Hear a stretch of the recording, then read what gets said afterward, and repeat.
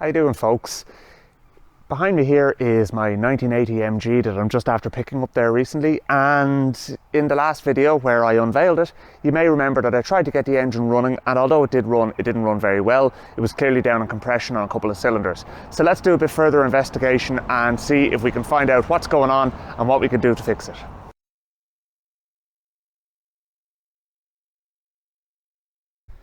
I'm going to start by adjusting the tappets.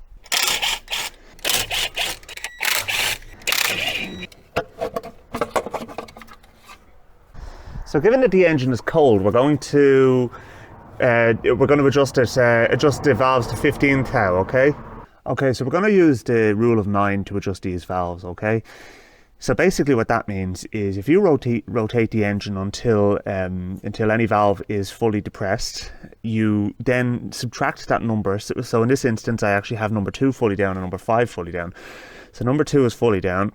So we subtract that from 9, so that brings us to 7. So we go 1, 2, 3, 4, 5, 6, 7. So that is the inlet valve on number 4 cylinder, which we are going to adjust now. We're going to check and see how that is.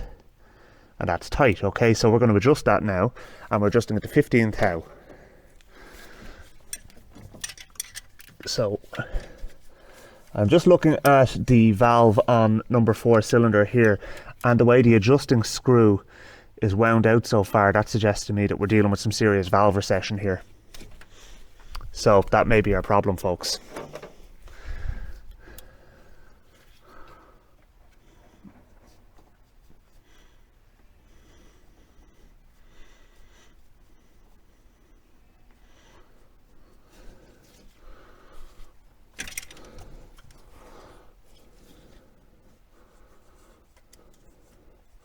Okay, that's clear now.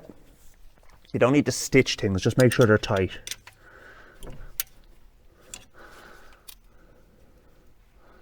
Okay, so that's fine. So now number 5 is fully down, so now we can go 5 from 9 is 4, okay, so 1, 2, 3, 4. So I think that's the exhaust, yeah, that's the exhaust valve on number 2 cylinder, which you can now do as well. And that I would say is also tight. You can get the feeler blade in on that one, but it's not brilliant now.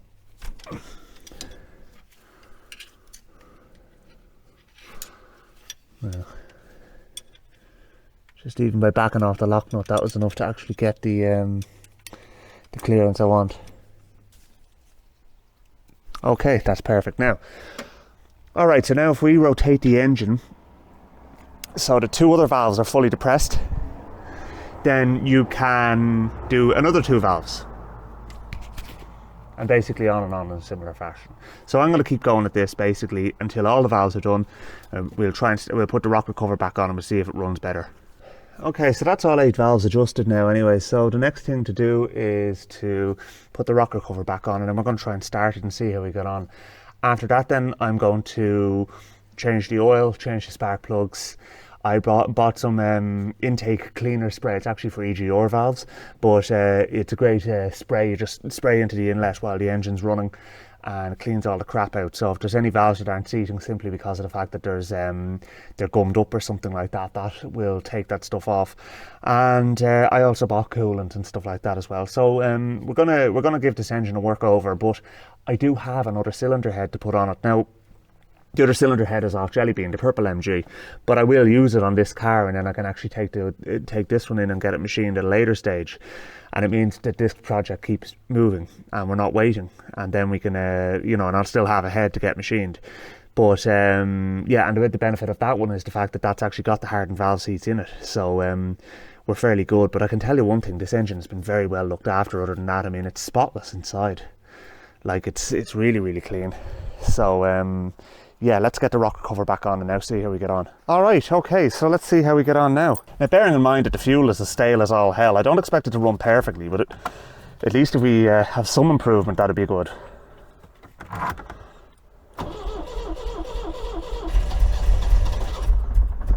Still low on compression there, you can hear that.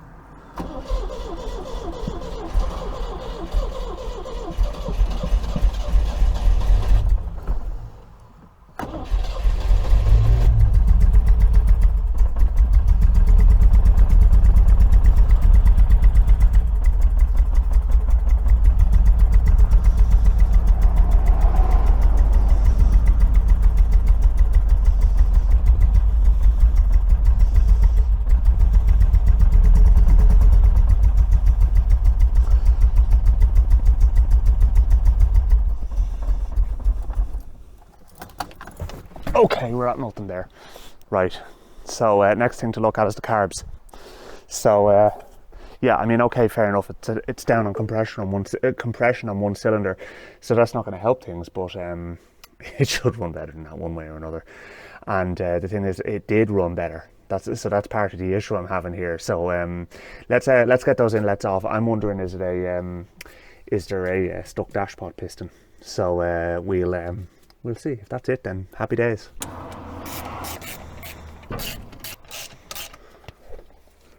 Okay, take this away. Oh God, blue RTV. Oh, that's what you want to be seeing when you take off the carbs. You should be seeing a nice gasket there.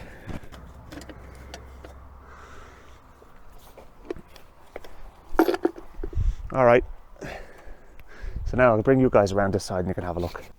So now inside each of these is a piston which will rise up and drop back down again and should do freely. And it is. And not only is it doing that, they're looking remarkably clean in there. So, oh. Yeah, so I'm not going to say the carbs are our issue, to be honest with you, at all. We can come back to them much further down the line. So yeah, unfortunately it's not that simple. But let's just start it without the air filters on and see how we get on.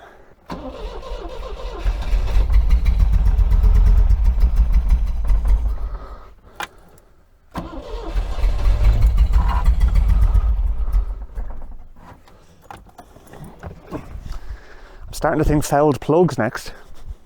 Let's stick a new set of spark plugs in it and see how we get on.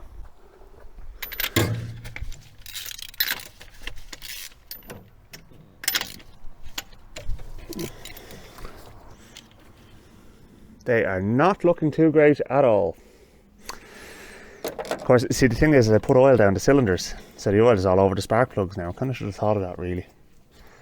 So a new set of spark plugs will hopefully do the trick. Let's get these lads in. I've already set the gap to 25 thou on them, so they're good to go. Alright, now let's see how we get on.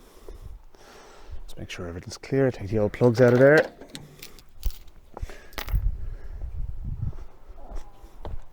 You know what? Just for a change, I'll put you guys beside the engine so you can actually hear the microphone. It's a lapel microphone.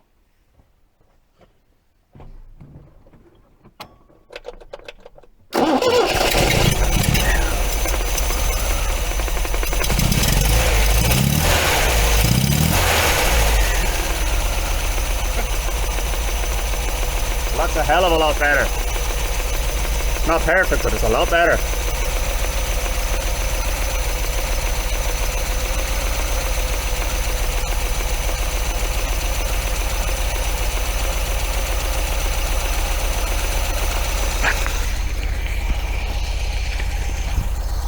Okay.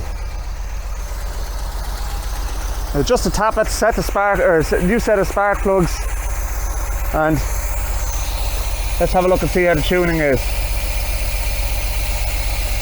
There is the bloody button on the, there it is there.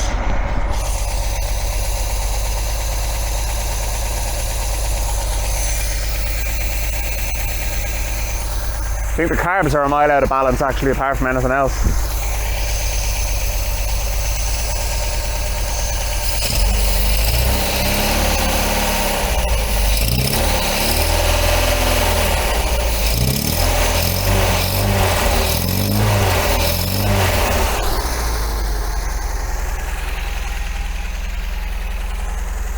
Hey, that's a hell of a lot better, folks.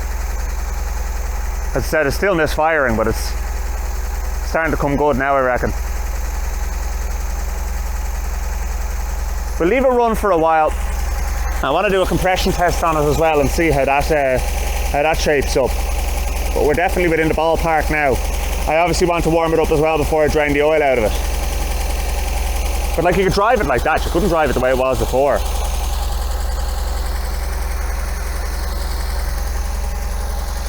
So now I don't have to choke on and it's idling far too fast, so maybe we'll drop the idle speed down a little bit.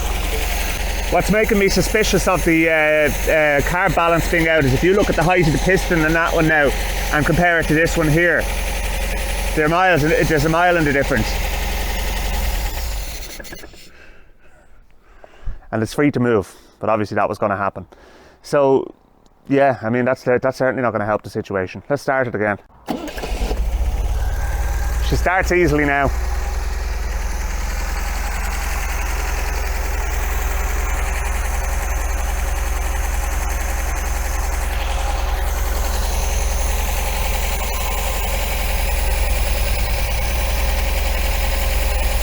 I'm just lifting the piston in this one just to see if increasing the mixture on this carb brings the engine a bit more into balance.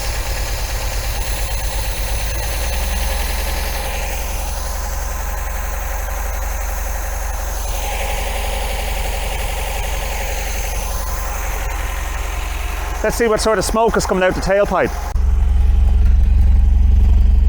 There's a full stainless exhaust system on this.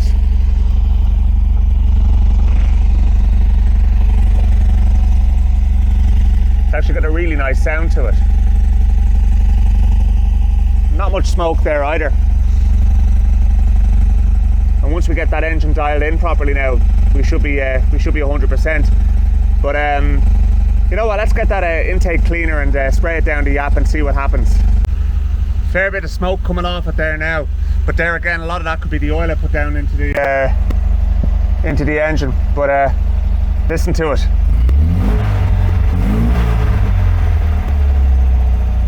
Sounds nice.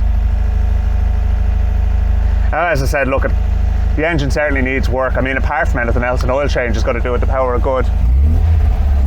The smoke is starting to clear. The engine's coming up to temperature. It's just annoying the clutch is not working. I wonder if I pump it up a bit. No.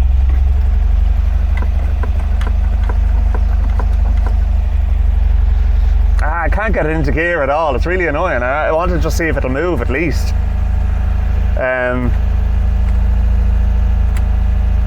It'd be interesting to see what sort of state the electrics are in. I bought a new battery for it as well, by the way. But no, she's heating up nicely there now anyway. Actually, you know what? I'm just going to check and make sure the choke isn't stuck on under the engine bay. That's the choke. That's the accelerator, and the bottom one is the choke. And no, it's not stuck on. The cable's slack.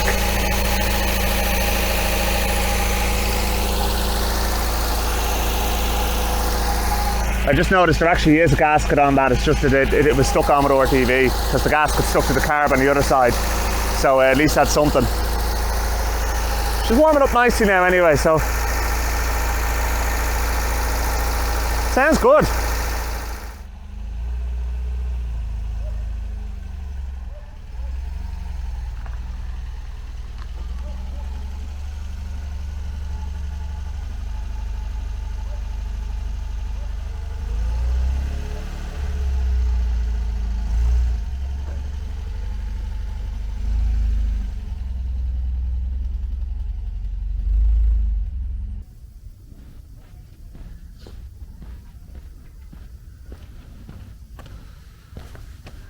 The clutch has started working. I'm taking it out for a drive. I was putting the air filters back on there before taking it out for its inaugural drive, and I realised now I have to double check this by going back through my own video footage, but I believe the backing plate on one of the carburetor air filters was actually on upside down, which would mean the two pressure equalisation holes, I think that's what they are anyway, would have been blocked. So if that was the case, that would definitely have affected the running of this car.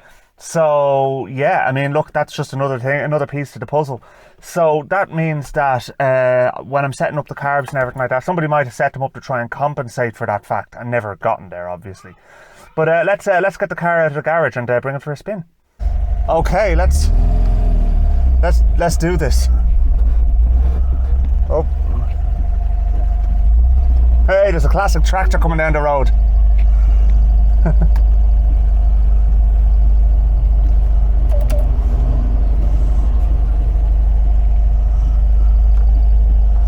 That's so cool. Of course it means I'm not going to be able to go particularly fast, but I suppose I shouldn't anyway, but right.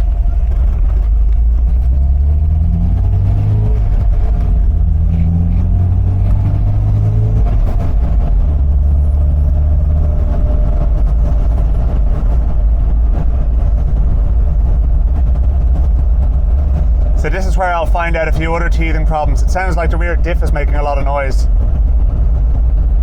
But we'll see in the fullness of time. Okay, so first impressions. The brakes are absolutely hopeless, so they will definitely need addressing. There is a grumbling noise coming from the back, whether it's wheel bearings or something else. Maybe the back brakes are stuck on, which is not beyond the realms of possibility. It could be a number of things, but yeah, that's another thing. The engine's fairly gutless. The brakes, did I say, are absolutely hopeless? Yeah, the brakes are definitely hopeless. And the overdrive isn't working in the gearbox. 99 times out of 100, the overdrive is literally down to an electrical issue.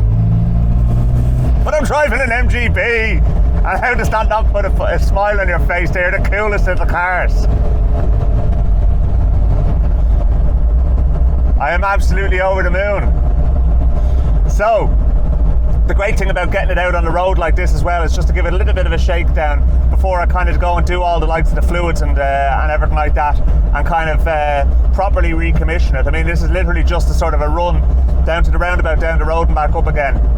But yeah, happy days. Okay, so as soon as I got in from the drive, I drained the oil, so it's going to be getting fresh oil there now. So I got 20W50 with a high zinc content because it's got a flat tappet cam, so it needs that. And I also have air filters, oil filter, and a couple of other bits and pieces for it as well. So it's already got the new spark plugs. I've got coolant for it as well to go into it. So yeah, let's get stuck in. First thing to do is stick the drain plug back in and fill it up with oil and change that filter. Fucking hell. I had inflated the tyres on the purple MG over there a couple of days back when I was moving it. The front left tyre just exploded. Jesus, my bloody heart. And my ears as well.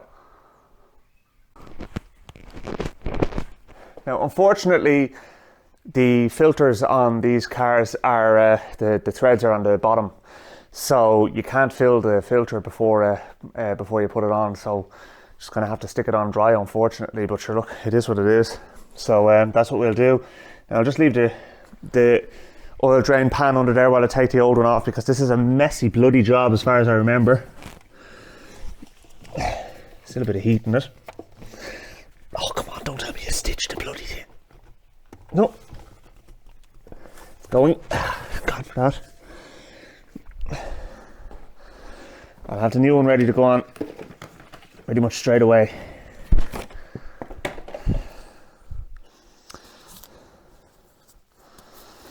Actually, we'll write the date and the mileage on it.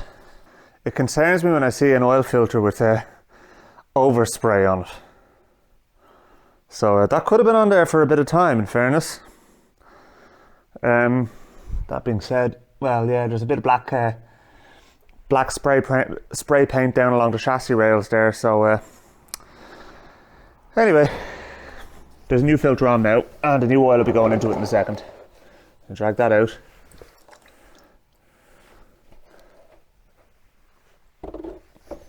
Leave that there. Now, let the car off its jack and we'll get the oil into it. You know, it's as if Jelly Bean, the purple MG, was protesting at me working on this by its tyre blowing out and frightening the ever-living Jesus out of me.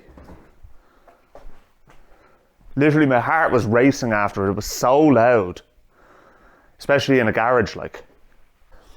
The opinions on how much oil to take vary from 3.5 to 4.5 litres. So I'm going to put 4 litres in for the moment. Check the dipstick. Start and run it for a minute just to get the oil circulated into the filter, and then check the dipstick again. This is the Halford's oil. It's actually very good stuff. I think it's made by Comma.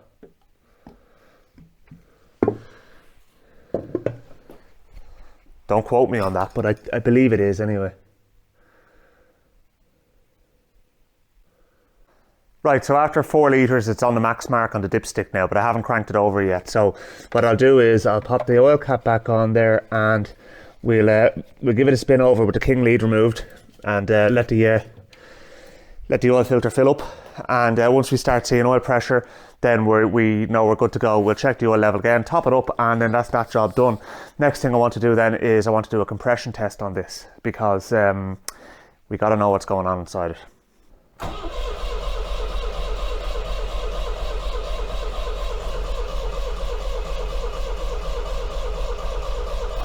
Okay, there's oil pressure starting to come up now. That's grand. So now that means the oil filter's full.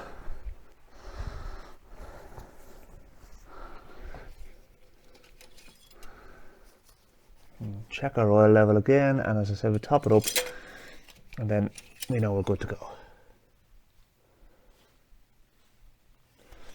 Still at the full mark. There was obviously still a bit at the top of the engine that had to make its way down. Okay, so good, brilliant, happy days. So that's that job done. So yeah, next thing I'm going to do is I'm going to pull the spark plugs. I'm going to actually redo the marks on it for the cylinders, because they're a little bit vague, to tell you the truth. Okay, we're set up to do our compression test now. The throttle is wedged wide open, and importantly on these carbs as well, you also have to lift up the pistons inside the carbs and wedge them open, because they're going to restrict the airflow too. Okay, so you want to make sure there's as little restriction as possible into the inlet to let the air in that it can be compressed. Okay, so we have it on number 1 cylinder here now, and I cannot remember how to do the jiggery pokery under the bonnet to crank over the engine, so we're just going to do it here. Okay, so we want to give it 10 bumps. Okay, now the battery is well charged, the other spark plugs are out as well, so let's see how we get on.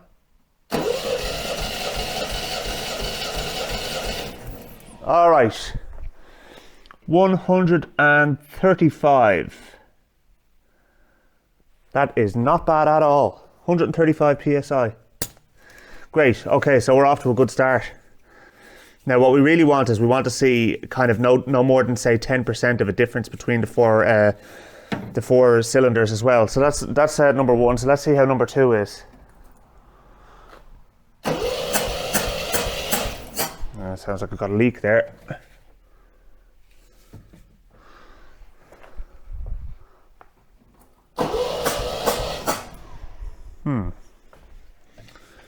What's going on there? Might be a bit of dirt around the plug hole. Let's take out our hose and see. Start again.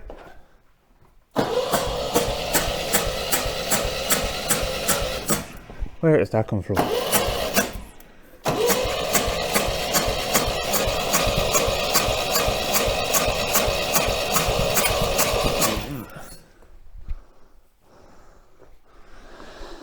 That's weird, it's not leaking from around there. Right, well anyway, look, we're getting 65 there, no, 55 there, which is not great at all. So, let's just keep going, we'll come back to that one. I'm wondering, have we found a potential issue here already?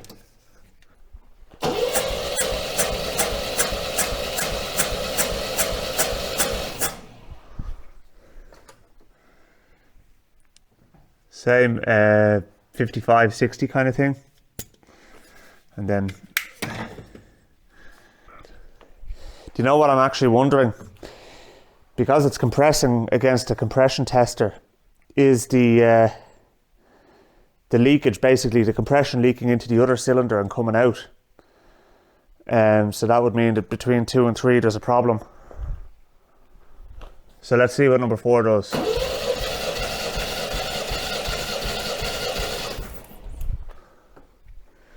Yeah, there's 135 again. Damn it, so we have a problem between number 2 and 3. So, seems like we may have a head gasket problem, folks. Let me think about this one now. Okay, so what I'm doing here now is I've put the compression tester in number 2 cylinder, and I'm just going to put the spark plug in number 3 cylinder just to basically block off the port, so to speak, and we'll see if we have the same issue again.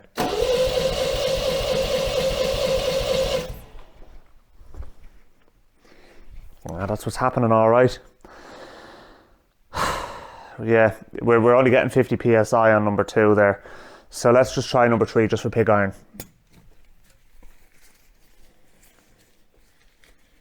I wonder what might have happened there. You know, I may have said in my first video that this car only has 9,500 miles on it. That said, I'm not fully convinced the speedometer is working. I never even thought to look at it while I was taking it for a spin earlier on. But yeah, either that or it's got 109,000 on. But to be honest with you, it's too clean to have that kind of mileage on it. So I would have thought it had kind of more 55, 60,000 miles. Just looking at how kind of what sort of condition the car is in. You know, it's generally in very good condition. It's been well looked after. So I suppose maybe, I mean, one of these engines is well looked after. 105,000 miles, 109,000 miles is not impossible. Let's see what this does now.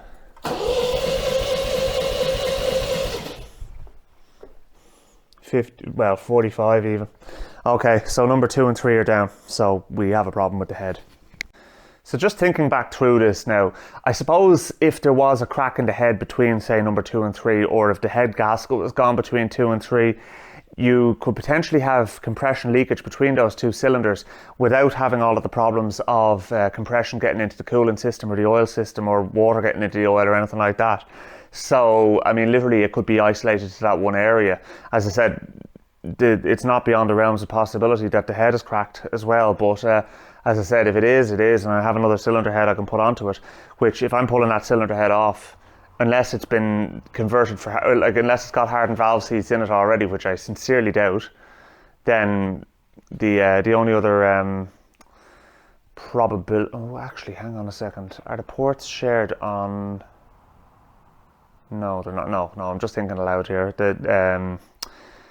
They're shared between 1 and 2 and 3 and 4. So on the inlet side. But anyway, right. So yeah, so that's where we're at now. So realistically, I'm going to have to pull that cylinder head. What I do want to do though is I want to make a leak down tester.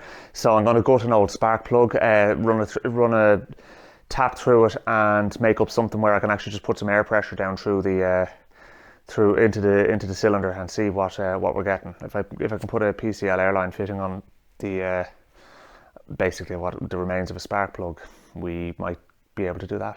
Let's give it a go. Right, so what I've done is I've welded a PCL airline fitting onto the gutted remains of a spark plug.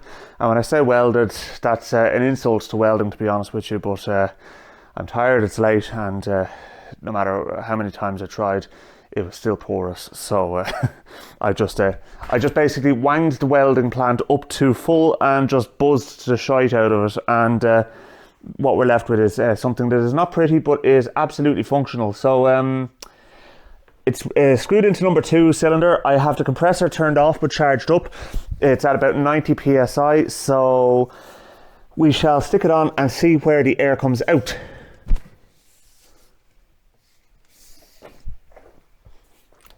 Would make sense if I actually connected the other end of the airline first. Now,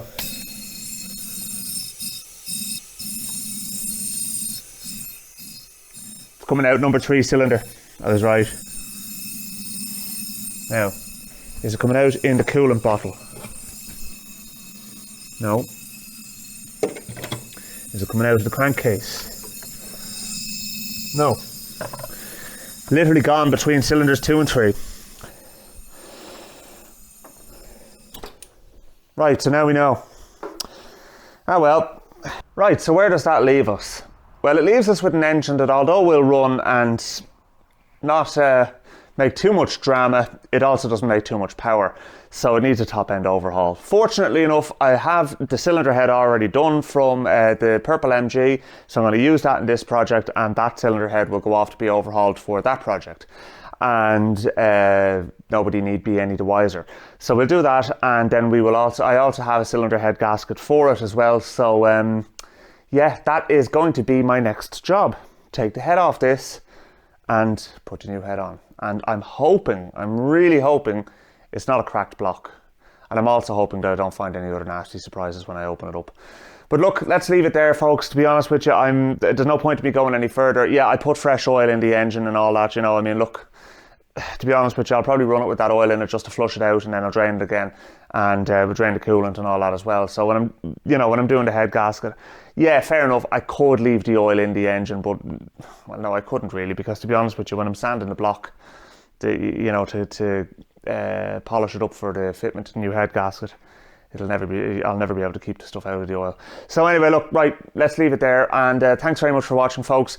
Please do subscribe, and I'll keep you updated with my progress on this. I can assure you that the progress on this MG is going to be far more frequent and up to date than the purple one. I just got a little overwhelmed with the purple one, to be honest with you. I will come back to it, I promise you, I will, but it needs a lot of money spent on it and an awful lot more time than I have at the moment. I can do a cylinder head in a day. I could make a mess of a patchwork on one corner of the windscreen and that in a day, and yeah, you get where I'm coming from. So listen, I'll talk to you soon, folks. Thanks for watching.